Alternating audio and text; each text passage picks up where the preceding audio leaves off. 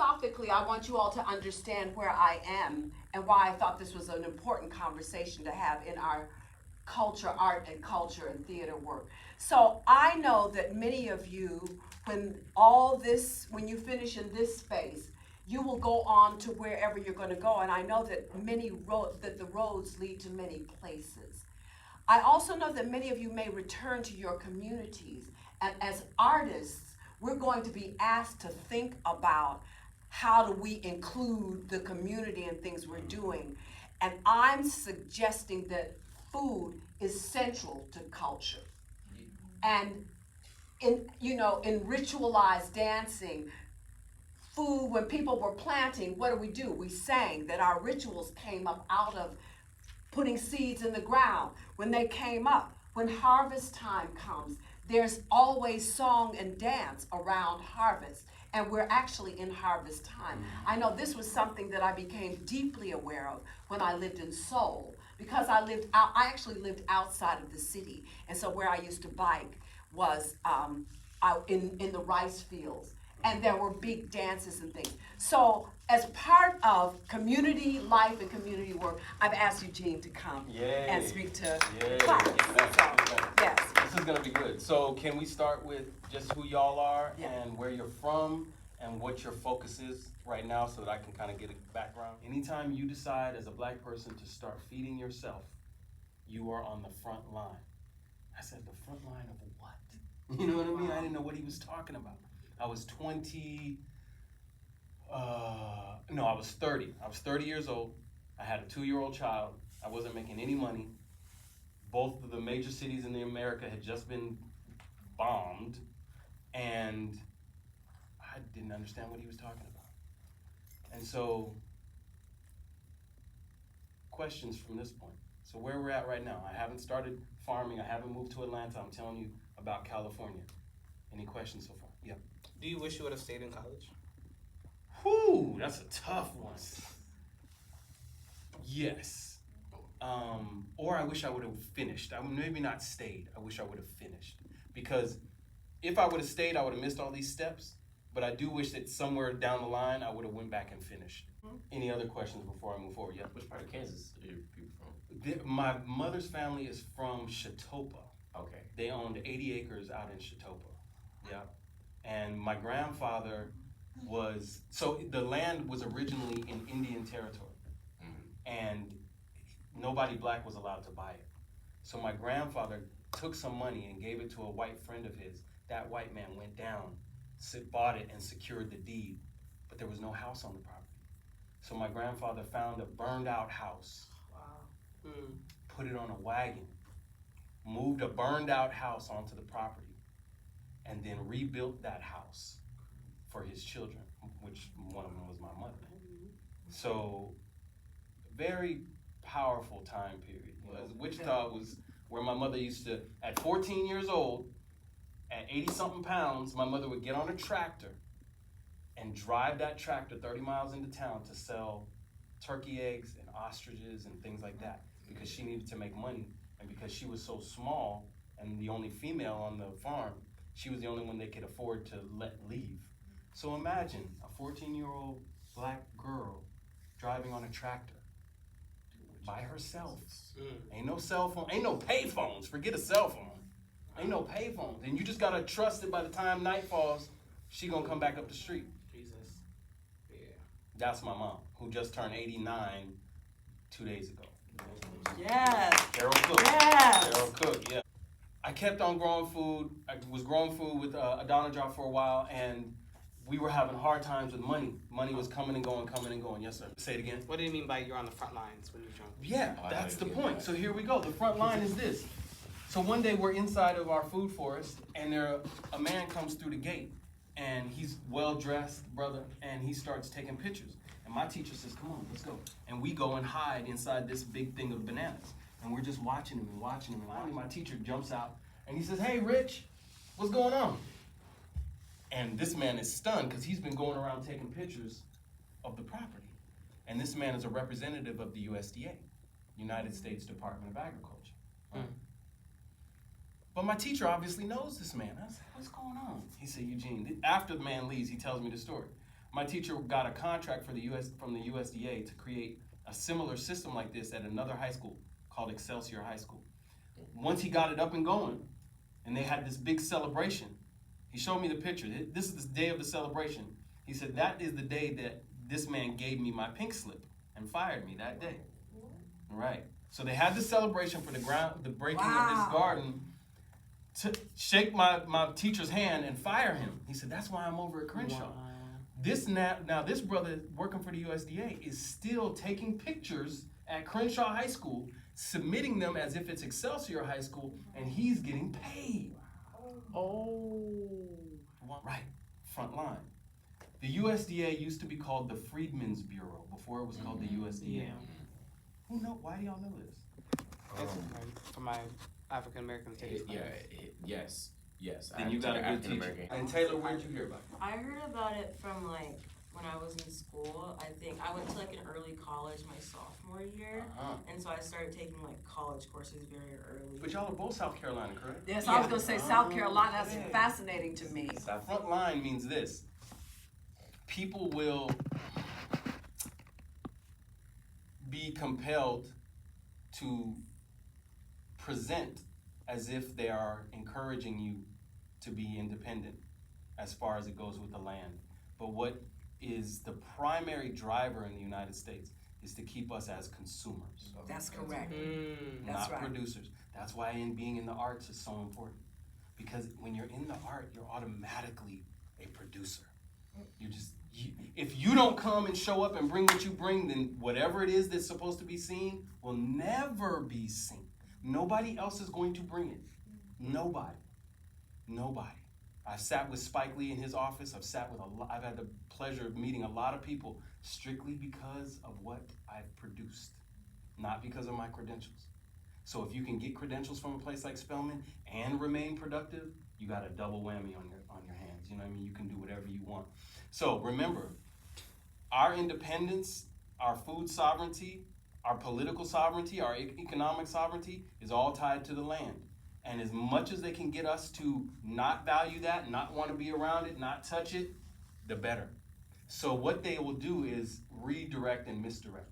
And I'll say this. Are y'all familiar with FAMU? Yes. FAMU has the first agroecology center on any black HBCU campus. I'm like, this is an ag school. It's hosted and funded by the USDA. Why is nobody growing food? What they're trying to encourage our young men and young women to do at these HBCUs that are supposed to be agricultural based is get you into food science and agronomy, which is the chemistry of how to make things look, smell, and taste, right? So when you drive by Church's Chicken and you smell it, why are they pumping the fumes outside? So there is a food science degree on how to make these things look, smell, and taste like whatever. Then there's another layer of how to make these things addictive. MSG, things like that. MSG was originally used to feed Japanese soldiers during World War II horse meat because they had run out of good meat. And they say, we have all this horse meat. We're going to grind it up, put it in cans, and we need to get our soldiers to eat it. So they doused it in MSG because MSG is a neurotoxin but also an excitotoxin. So when you eat MSG, you want more. It stimulates hunger. So soon after that, I met a man who was fired from the USDA. I'm still in Los Angeles now. And I met this man who was fired from the USDA. He had been commissioned by the USDA to write a report about how the black farmers were swindled off of their land through land tax and false loans and this, that, and the other. Now he works for the USDA. They commissioned him, paid him to write this report. He goes and does the research, he writes the report. He's a Virgo man, the thing is thick and highly detailed. He turned it in. Oh, nigga, you gotta go. You're fired. Wow. On too much. I expected it. I'm like, man, that seemed like a say. It is. Because It you is don't ask him to write something specifically, that specific, knowing. No, it's to get your technology. And I think this is I'm just going to interject for a quick minute. As you all know, I went to see Ruha Benjamin last week speaking about where we are with AI and the marketing of AI to us. Again, we must be in conversation with all members of our community to understand where we are going, and that it was prompted, it was explained to Eugene, designing food sustainability. It was prompted from a theater exercise. I love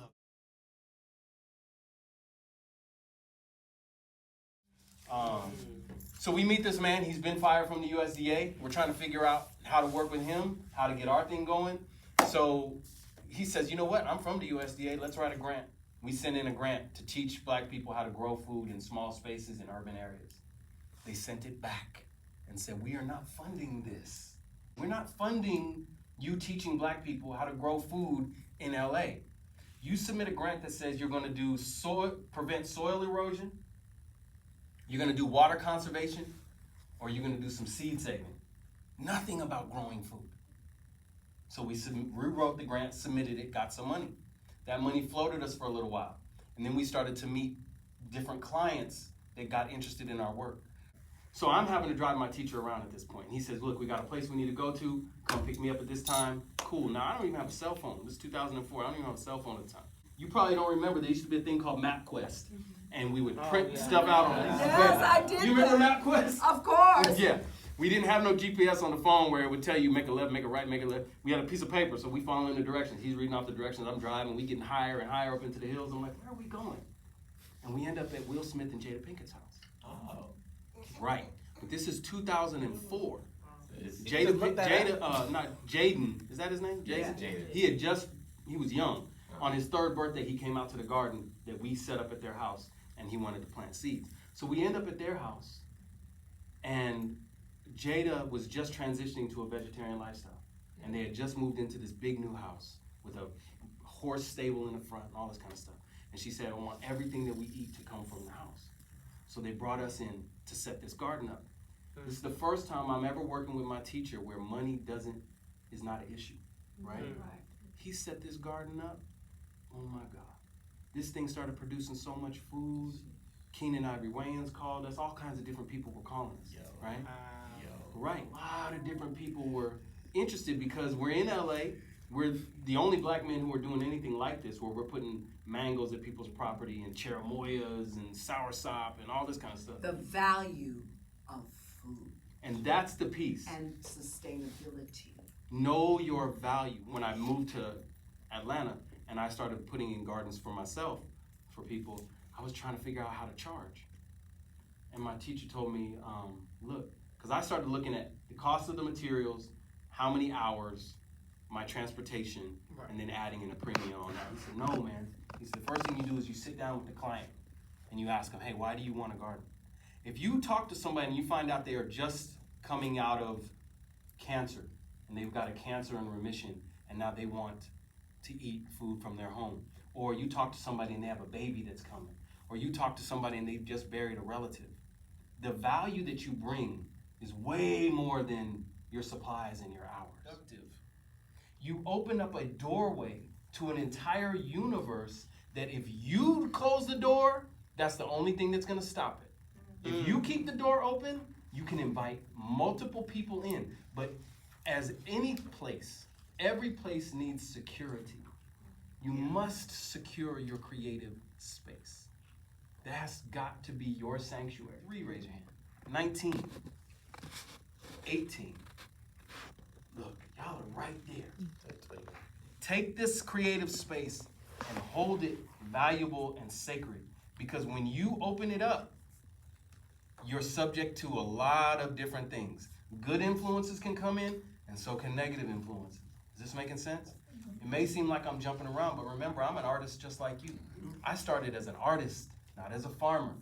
So this is where I was going. I was going in that direction, and you see that when we go in these directions, where we are trailblazing, where we're opening up spaces, you get followed by a lot of different energies and entities. Yes, sir.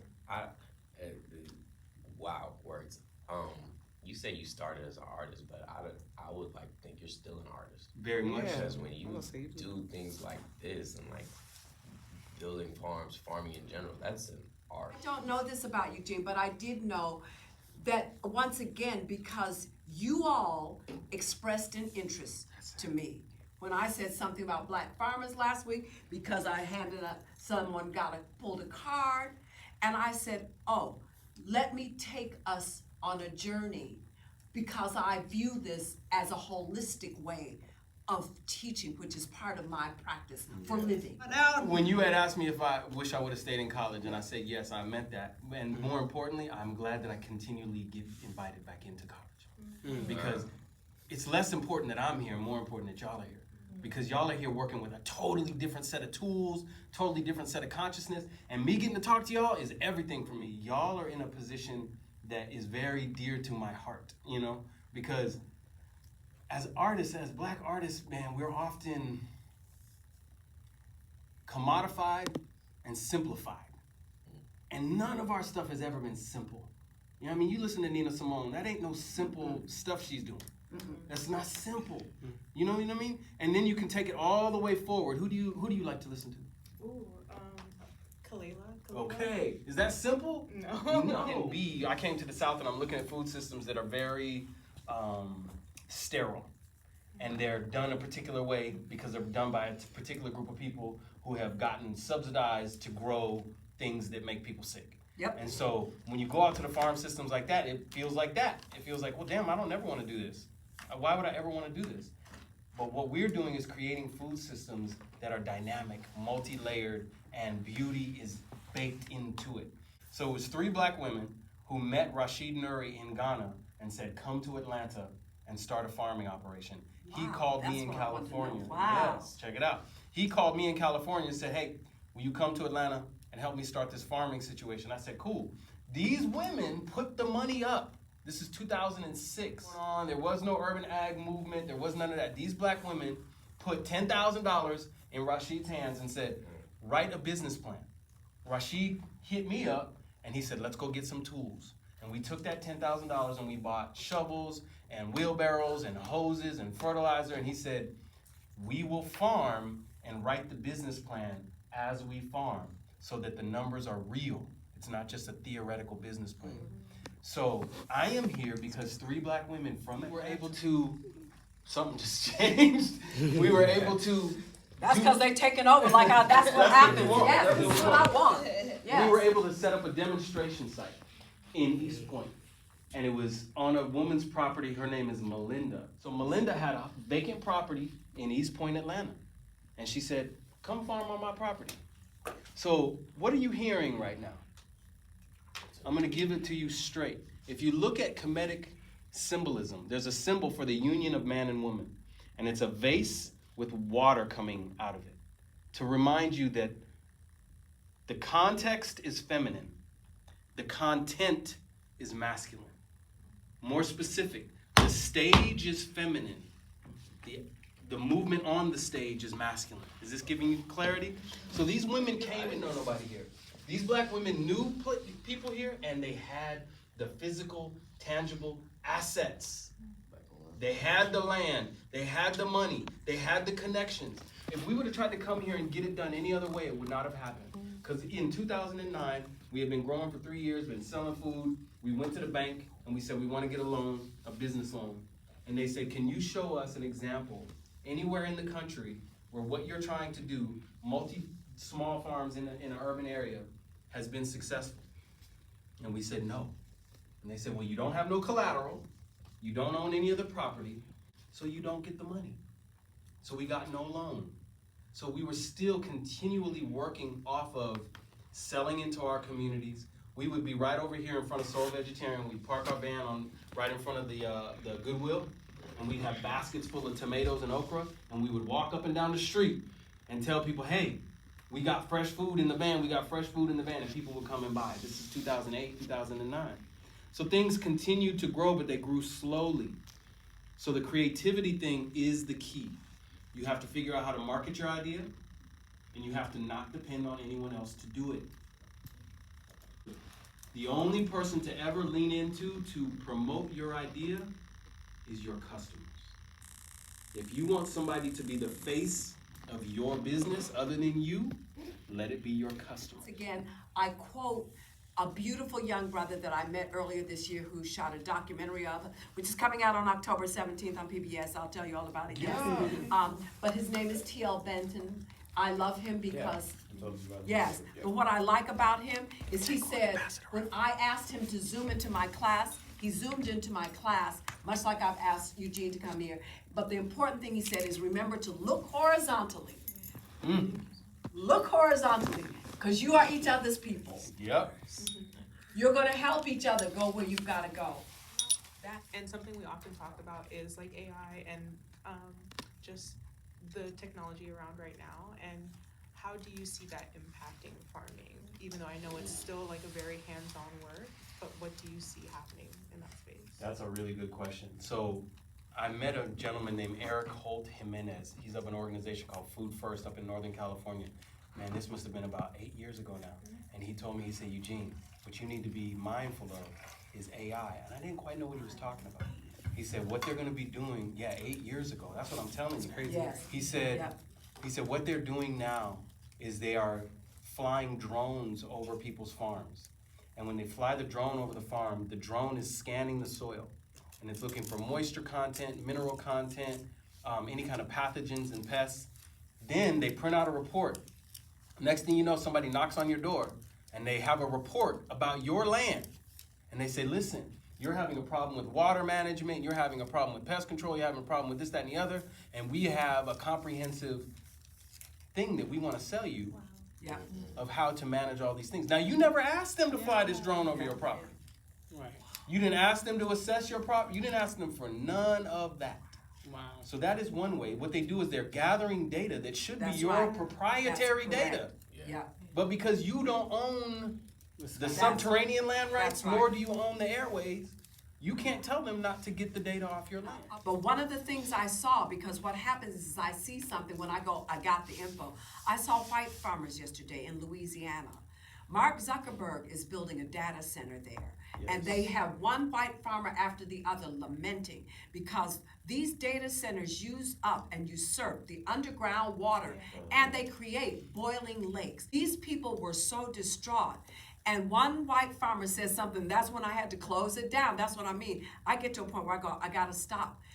He said, all this is to gather our data and sell stuff to us. Right. Wow. You better believe And it. when he said that, my heart dropped, because that's what they're usurping this for. When Ruha Benjamin spoke last week, who did deeply impact me, what Ruha said is that she said, remember, they're marketing AI to us so that we think that we're gonna be left behind. We think that, oh my God. And when she said that, I again, it sat me back in my seat and I was in the room going like, whoa, yes, we have to know, but it's being marketed to us so that we think that's the only way you're gonna survive. I feel like it's so hard for me to like get rid of social media because I feel like I'm gonna be left behind. Like I don't know any information, so that's why that's very interesting you said that because it literally feels like that every time I delete it, then I want to come right back and then. Now, what I would say is to balance it. That's and it. what I mean by the balance is this, is make sure that while you're learning these technologies, you are learning to crochet, Yes. learn to sew, learn to play an instrument, learn to do woodworking, learn to fix machines, learn to do something with your hands, not necessarily for a job, but to make sure your hands can do more than just swipe. Because I've seen young people 10 and 12 whose hands, I give them something to hold, every time I give them something to hold, the stuff falls out of their hands and I don't know why. You see what I mean? Because literally the muscles haven't been developed. So if you got a sewing machine, if you can get a sewing machine from your family, my sons both have sewing machines, my daughters are crocheting, like make sure that you can actually do something with your hands along with the technology. Yes. You can't get rid of the technology. There's no reason to fight against it. I'll say it again. Man. Grading is coding. Yep. So do something with your hands too. Yes. More questions? Yes. Yep. It was just about really coming from LA to Atlanta, outside of like obviously soil, farming wise and like life wise at that point in time. What was the biggest difference? Have you been to Los Angeles? Everybody been to Los Angeles? No? Okay. So in LA, one of the things that they did that was really interesting years and years ago is they came through in the middle of LA, South Central area of LA. They cut down all the big trees and they planted palm trees. Yeah. Why? Because it's appealing or something? Because what? Is it appealing? Because it doesn't cast any shade. In LA, they chase black people with helicopters. So if you ever see Boys in the Hood or something, they talk about the ghetto bird, right? So I was used to that. I was used to seeing my backyard light up with a light. They It did was that in just- Detroit. They cut down all the trees right after Vietnam. And the next thing I know is that all this is, and there are still only a handful of streets in Detroit. The trees were like cathedrals. Yes. Like cathedrals in the middle of the city. The So that's how I grew up, was seeing you don't have no shade. You can't. A palm tree don't make no shade. You know what I mean? So you can't hide. So you would see every night, brothers on TV. They put that damn show up called Cops, where they were just chasing black people with the helicopters. So when I came out here and I saw all these trees, that was a big switch. I saw all these trees, and then I saw in the west, not the West End, but down Cascade, so many black people owning large pieces of property. Big front yards, big backyards, backing up to the nature preserve and water. So seeing all this fresh water, these fresh waterways, being on top of granite, being able to drill a well anywhere in the middle of the city, right? We got a well put in. They dug a well 300 feet down and they found fresh water. You can't do that in LA. You know, you're not gonna find water and you're not gonna be able to drill in the middle of the city. And you're just not seeing many black people in city government who had leadership roles. That was a different thing. Don't take that for granted in the South. Don't take it for granted. Because you can go somewhere else and you go in every government office, nobody look like you, nobody wants you around. I mean, I've been arrested in Atlanta, had all types of stuff, been in the court, and everybody I'm dealing with is black. Not meaning everybody is cool, but at least there's a understanding. Like, come on, you know what I mean? My mom grew up here actually, and her family is from Mississippi, but they migrated to the Midwest. Wisconsin. My great grandfather was a farmer, and like he had a farm, like he would grow things. So my mom has this fascination with growing food and seeds, and she's into, you know, health and wellness, taking care of your body, like herbs, like You got blessed. You sea chose a moss, good like, mama. all of that. Yeah. And I mean, I haven't gotten sick because of all the things that she has given me, but I really, the significance of like food, the power behind that, like I didn't really, not that I didn't care, but it wasn't really important to me until now, in this moment. My question is, what was the thing that pushed you to keep going? Because you kept encountering all these, you kept encountering people who Very good presented question. Yes. like, oh, we want you to keep going. But just like you said before, like once you start feeding yourself, once you start pouring into, like once you start doing these things, like you're on the front line, you're like at war basically. Cause like what kept you going? Cause it was a journey, like lots of obstacles based on just your story. Yeah, thank you for listening. Thank you for listening. And achievements too. You're doing great. I'm so inspired in so many ways. Yes. Good, and that's what this whole thing is about. First, I gotten introduced to a very powerful meditation practice before I became a father. Taking the television out of my house before I became a father. I don't have a television, haven't had one for years and years. And there's a lot of different reasons for that, you know what I mean? But mainly it's a time eater. And now it's different because you got a TV right in your hand. That's so right. it's a different That's thing. exactly But I'm saying right. this was 96. Once I took the TV out, suddenly I painted a lot more. And what I was painting was actually coming from me rather than a reaction to other things I was seeing. Music is the thing that just continually propels me forward. Music, meditation, and then when it comes to the family dynamic is an interesting one because when I've watched my teachers, I've seen them go through the trajectory of family hating you, family ignoring you, family loving you. This work is a litmus test for how we as black people feel about ourselves. So it was that. They believe the lies. And so they don't want to do nothing that has to do with the land. They're trying to get as far away from that as possible. And you're gonna feel that with a lot of different people. And your mother's probably experienced a lot of this. If she's been trying to raise you a particular way and feed you a particular way, I'm sure there were people telling her, don't do that girl like that, let her do this and let her do that. The family dynamic is one that I'm inspired by, but I'm also have to detach from, right? Because me thinking that my children are going to agree with what I'm doing, first of all, doesn't make any sense because I don't need their approval. You know what I mean? I don't need my children's approval. My children need my support. Yes. Yeah. You understand? And one of the ways that we are manipulated, especially as men, is through disapproval, right? We are looking oftentimes for some sort of appreciation. Validation, yeah. You know what I mean? You're not gonna get it. I heard this Muslim brother said something. He said, the way that you know you're doing right as a man is if you're being taken for granted. It doesn't feel good, but it's a truth.